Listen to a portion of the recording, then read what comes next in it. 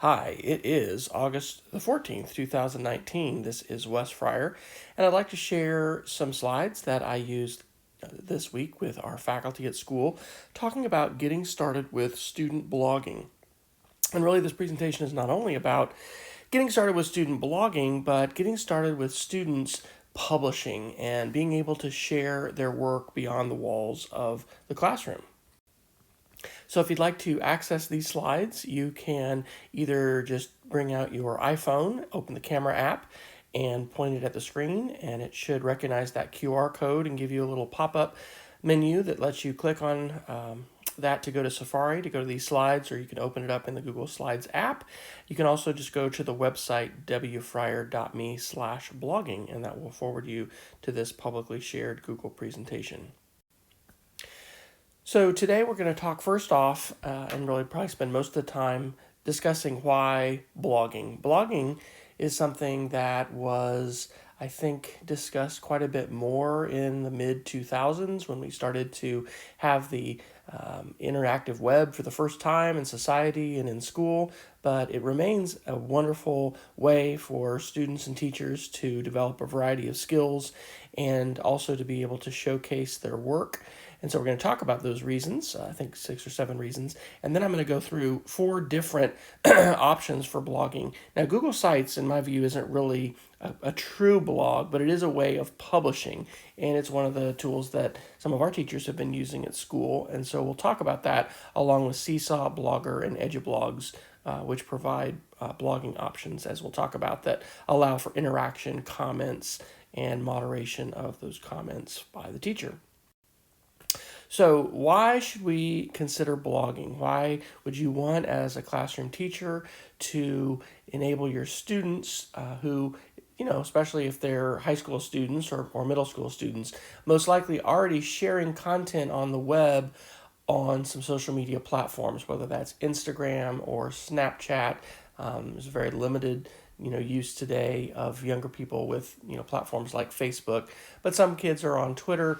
The studies from the Pew Internet Research Center certainly verify what most of us would be able to confirm quickly with students, and that is that visual medium platforms like Snapchat and Instagram tend to be more popular. Why would blogging be an important platform for us to consider using as teachers? Well, the first reason is authentic audience and student engagement. It varies. Maybe your school is a real outlier, and there are a lot of students and teachers that are sharing their ideas and interacting with others outside the walls of the classroom.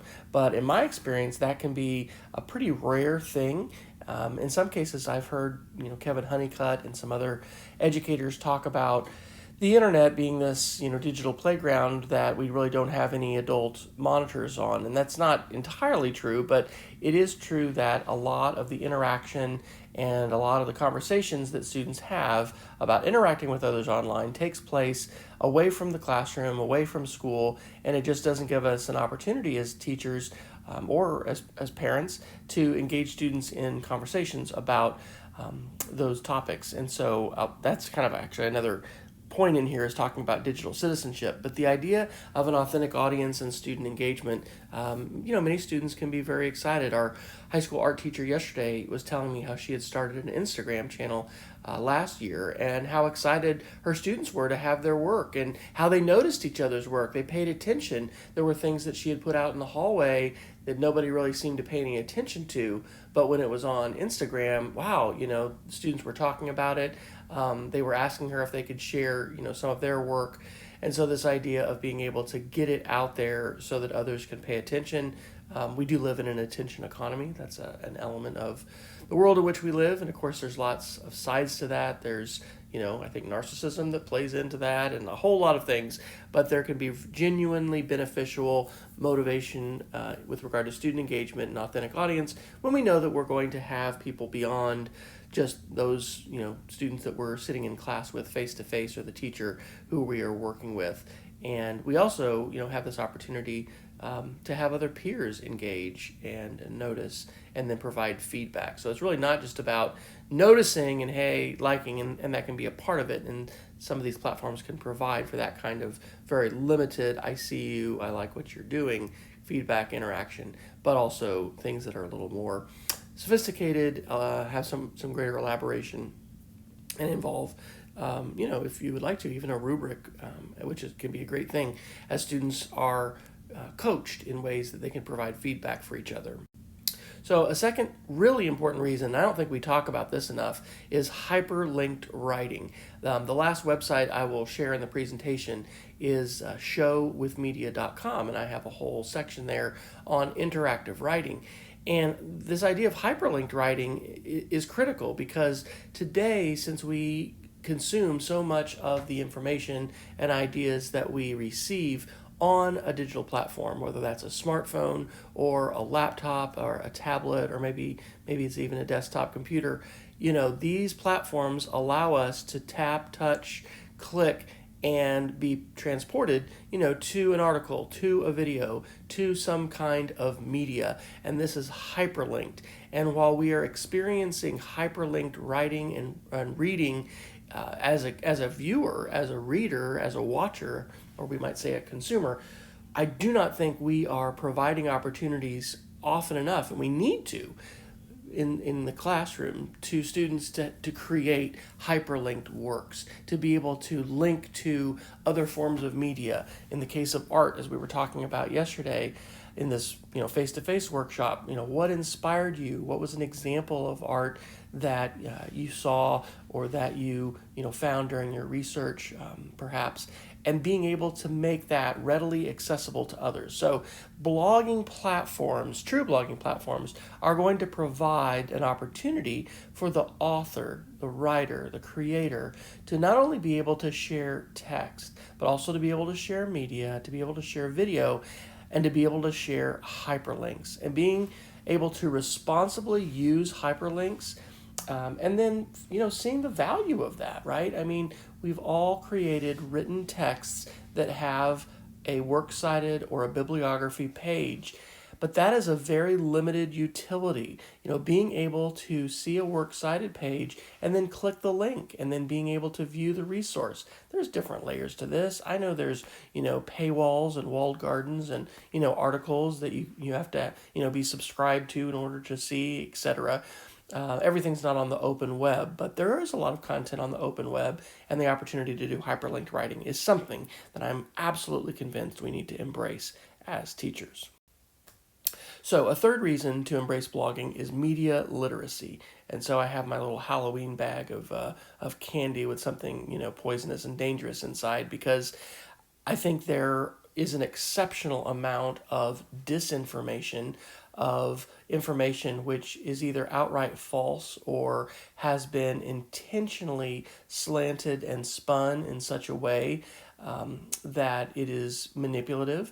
Of course, advertising is the start of mind hacking and this idea of using media maybe not only to persuade, but to try and elicit an emotional response, a feeling, and then therefore, get us to act differently.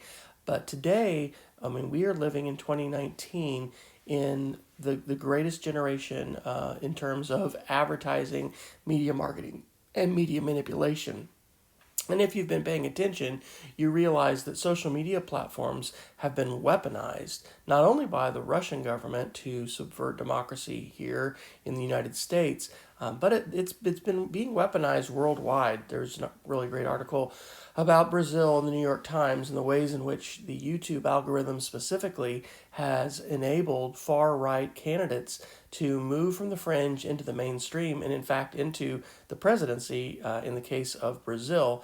And this is a worldwide phenomenon. And I'm not going to give this whole presentation about, the weaponization of social media, but I am incredibly passionate about media literacy, about the ways in which we need to more critically read the web. We need to consider the sources and where we got that information and who is that source and how do we tell. We can't just, go to the about page and say, oh, look, this is a news site that is dedicated to the truth. I mean, that's not enough. We have to do what Mike Caulfield calls reading laterally and being able to find, what other news sources point to that website, point to that article. Reading the web is a core part of literacy today in 2019. And so media literacy and the conversations around it can certainly be you can engage in those conversations quite readily when we are blogging, when we are linking to our sources, when we are working in this contemporary hyperlinked medium that is the internet and the interactive web. So a fourth reason is current content. Depending upon the topics, there's a heck of a lot of perspectives, ideas, valuable resources that are not available in our classroom in paper form. We may still be using textbooks. We may still be using, different kinds of printed materials, and that certainly can be valuable. But there is a wealth, I guess, of valuable resources that can enhance our learning, enhance the learning of students. And so that kind of current content can be accessed. And I think it can be accessed in very thoughtful ways and more impactful ways when students are having an opportunity to create some kind of content, some kind of article, some kind of reflection, and then they are bringing in those ideas, those media sources, and they're also having a chance to be able to link those as well as put them into the piece that they're creating. And so that current content is certainly very accessible when we're using a blogging platform. Fifth, this is a very basic idea, but ideas get better with feedback. And so as you consider a platform for blogging, I encourage you to look for a platform that allows for true interactivity, not just a one-way broadcast. We see, for instance, some communication departments and some organizations utilize social media platforms like Twitter, like Instagram, really is a one-way push where they're interested in just getting their information out there, not really interested in listening to the audience or getting feedback. I know when I've had a chance to travel sometimes, and this has happened with Southwest Airlines as well as I think with American Airlines too, if you tweet to those airlines, man, they are, in my experience, very responsive. They help put you in touch with resources. They answer your questions. They respond. And so ideas get better with feedback. We can have a pen pal class, a partner class for our students, and our students can have an audience. It doesn't even have to be outside the class, the campus or the school district. Within your school, you could find older students. We were talking yesterday about, drawing 2 students, giving feedback to drawing 1 students about their work. And an interactive platform can allow for that. So that kind of feedback can happen internally within the school. It can be external. You can have outside experts, whether those be, artists, they could be parents. There's all kinds of resources that we can tap into with the networks that we have.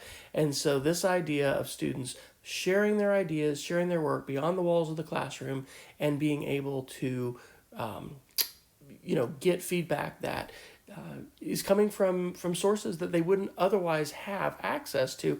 All those ideas, it can get better, and that's why we need to look for platforms for blogging, I think, that allow for that kind of feedback, but also moderation, and that's a real key. The teacher's in charge, and the teacher has the ability to, approve or not approve comments and things like that come in. So a 6th reason to consider blogging is for digital portfolio purposes. That means students can compile a body of work that they have created, maybe just during the current term or the current school year, but it can also be across courses, across, grade levels and years, and then they can share that portfolio with others. And we think perhaps of the area of maybe marketing and advertising, web publishing, folks that are going to be involved in doing that kind of content creation as being an ideal candidate for that kind of a portfolio, but it could be other kinds of things as well. Our son, who is a senior this year in mechanical engineering out in Colorado, created a website in high school where he was, sharing some of, he did an international baccalaureate, research project as a culminating project, which he, shared there as Eagle Project, things like that. And then as he got into his courses, he shared some of those different final products and projects. What is an employer going to be looking for? Are employers looking for ways that you're differentiating themselves? Also, how do people find you? Or what do people find out about you when they Google you, right? It's almost employment malpractice today if you're hiring somebody not to Google them. I mean, what am I going to find when I put in, Wesley Fryer? If you have a very common name, then, maybe there's going to be all kinds of things you can't control that people are going to find there. But, hopefully you're going to be able to establish a digital footprint for yourself. When people put your name into a search engine, they're going to find the content that you want. And the ways that happens is by you publishing content and sharing things. You kind of plant your flag out there. And so there's a lot of issues around this, privacy and deciding, what it is you want to share. But again, students today, especially in high school and even in middle school, are sharing, content. And while a lot of that might be primarily shared with friends, some of those kind of things can be made public. Of course, a lot of parents, started at an early age, sharing things, pictures of their children. But this idea of moving into the professional realm, what is it that I want the world to know about me? What do I want to show and share with the world? That's a really important conversation, and blogging is an important on-ramp to that conversation. And I've already mentioned a little bit about this idea of digital citizenship. And that is the last or seventh reason to consider blogging. We need to have a variety of conversations with our students about these different topics. We have this website, digcit.us, digcit.us, and this is where, for our school, we've been sharing a variety of resources related to digital citizenship. These relate to things for parents, regarding content filtering and monitoring, and the kinds of apps and things like that, screen time, wellness. But there's issues of copyright, intellectual property, safety and security, giving attribution. There's a whole lot of stuff that we can talk about. And as we engage in blogging and in this process of sharing our ideas beyond the walls of the classroom, we can have those kinds of conversations. So, what are the options for blogging? Some of these have been around for quite a while, and some of them are newer. And what I'd like to do is just highlight some of the benefits, as well as in some cases, drawbacks or limitations of some of these platforms. First off, let's talk about Seesaw. Now, Seesaw is a learning journal, and it is something that teachers can utilize free, just independently, or that your school can pay for, and then have some different kinds of benefits, like having more than 2 teachers have access to a class, and then archiving the information that students create over years. So students can use the Seesaw platform really as their digital file cabinet. One of the biggest advantages, especially for teachers of older students, is that the app that you use for Seesaw, because you can do it on your computer or you can do it on an app, but it just makes it so easy for students to share media, to snap a picture of something that they've created. That can be a written work, that can be an artistic work. That is a tremendous advantage, because if it takes too many steps and it's too complicated, then that's gonna be an issue. One thing I did not put in here as a separate line item, but it's hugely important, is that idea of moderation, right? So all content shared into your Seesaw class requires you to approve it. Now, you can decide whether or not you want to let students comment on each other's work. You can even decide if you want students to see each other's work. They don't have to see each other's work. I think it can be a real positive. But anyway, those elements are strengths of the platform. It allows for really good parent communication, because as students add content to their Seesaw learning journal or their Seesaw portfolio, parents can opt in to receive a text message or an email. When that happens, you can really build classroom community. You can help encourage students to provide, detailed and helpful feedback. Just that simple conversation about why is a comment like good, great, far less helpful than a comment that highlights something you specifically found engaging or that you liked. You can also ask questions. You can engage in a conversation. In the case of our school, we have invested in Seesaw for Schools, and so this is a tool and platform that we have paid for, and it also uses the Google login, which we are not, utilizing our Google logins for every single resource, but we are for a lot of resources. And so Seesaw is the tool I'll be using with both my 5th and 6th grade students in our digital literacy and media literacy classes together this year. We'll be using it as a way to share our media products that we create, but also to engage in conversation and dialogue with each other. And it's an exceptionally powerful platform. And the reason it's here on the blogging list is that you can enable a blog for Seesaw. And so when you do, if you do, that gives every single post a little globe underneath it. And I just love how this empowers students, because then students can decide for individual posts, because I have a lot of stuff inside their learning journal, what might I want to share outside our classroom on our class blog. And so in order to do that, they will click on the globe, and then you can approve that. If that content has been approved, I guess, because you have to approve it first, then it's visible on that student's blog page. So everything with Seesaw is going to be private inside the classroom, just shared, depending on how you have it set up with students, with their own parent. And then if you want to allow classmates to see. But to see it outside, you have to enable that blogging option. And so I'm real excited to be using that and to be helping students curate their own work, to take a look at the kinds of pieces they've created, the media they've created, what do they want to share outside, and then how might we get feedback on that. And we may actually reach out and contact some other classes and have a chance to do some feedback for each other in terms of the media products specifically that we're creating. So the second platform I have listed here has been around for a long time, and it's Blogger. Blogger is owned by Google, and it is a true blogging platform. By that I mean it is subscribable, so people can use tools to subscribe to new posts, this thing called RSS, which isn't really a mainstream technology that lots of people are talking about, but it is the basis of how blogs and podcasts work, that you can subscribe to this site, and then you'll be able to, find out readily when new things are published. It allows for commenting, and that's key. And you can set it up a couple ways. It can either be set up as a class blog, which is kind of how Seesaw is set up. All class members are together in the same space, or individually.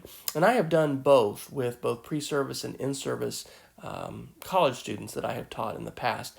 I really recommend and help teachers today set up a class blog, because if students have their own blog set up, it can be very challenging for them to get feedback, to know, oh, hey, Susan updated her site and I want to check that out. If it's this whole separate link, and you really got to work harder, I think, to try and make students writing visible to each other if you don't set it up as a class blog. So you can set up Blogger that way. This would definitely be something for older students. I wouldn't set up a Blogger blog most likely for younger students, but it has the Google login. Part of what you need to be aware of is that there's a whole lot of content on other Blogger sites, and so there are some schools that have actually blocked all Blogger sites from being accessible.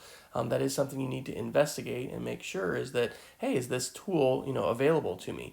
It should be available to you if you are a G Suite school that uses Google and the Google Drive and all the Google applications.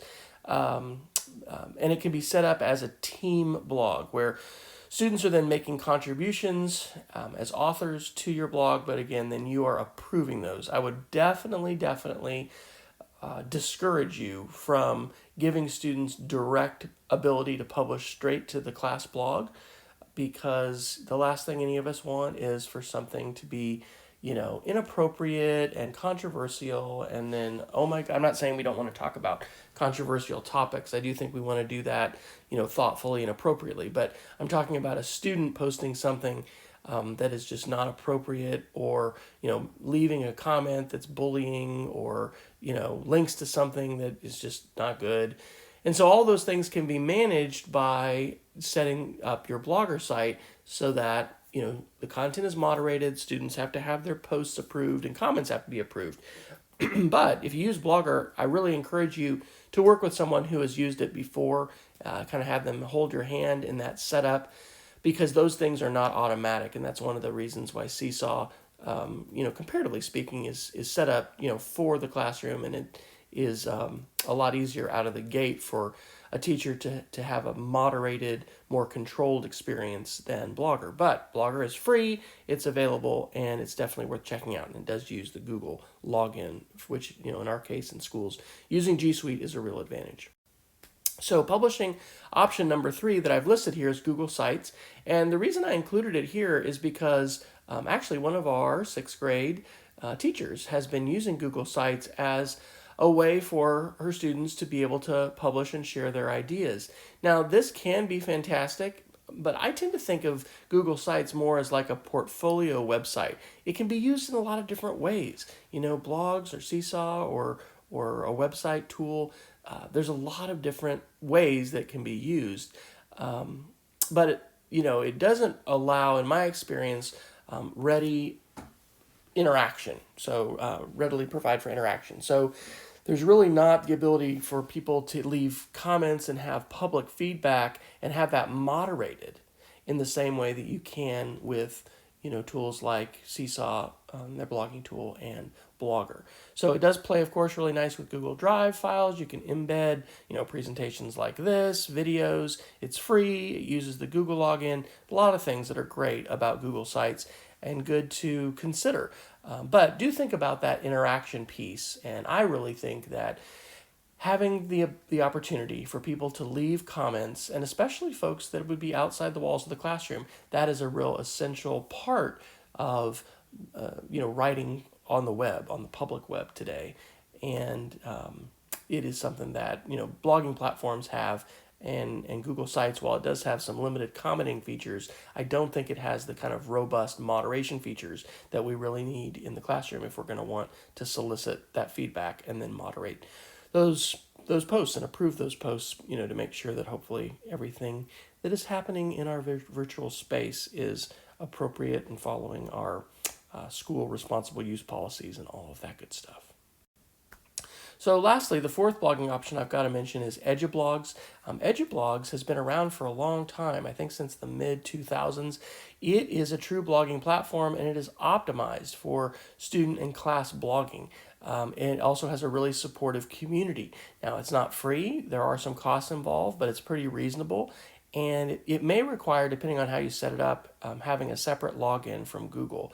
But it is fantastic. And so if you, for whatever reason, are not leaning towards Seesaw, but you want to use another blogging platform, I really encourage you to check out EduBlogs. They are fantastic. This is not a paid promotion, or I'm not being compensated in any way by recommending them. I've just been the beneficiary of their ideas and their generous sharing for years and years, know about them. And I've seen a lot of teachers use EduBlogs. I've used their platform before. I've used a variety of different blogging platforms with students and classes that I've taught throughout the years, and it is well worth checking out. So if you would like to see some examples, some of these need to be updated, but at the bottom of each one of the media products on showwithmedia.com, you can see classroom examples. And so you can see examples of interactive writing websites where students and teachers have been publishing and in many cases receiving feedback on their work. And I think that's one of the best ways to get our heads around the possibilities here too, is to see those kinds of examples. So I hope that has been helpful to you. I would love to hear feedback from you. If you are getting started with student blogging, if you've been doing blogging for a while, feel free to reach out to me on Twitter. I am W. Fryer on Twitter. I am looking forward to using Seesaw blogs in the 2019-20 school year with my students, and I will be continuing to share. And if you'd like to follow me on that learning journey, in addition to following me on Twitter, you can also check out my blog, which is speedofcreativity.org.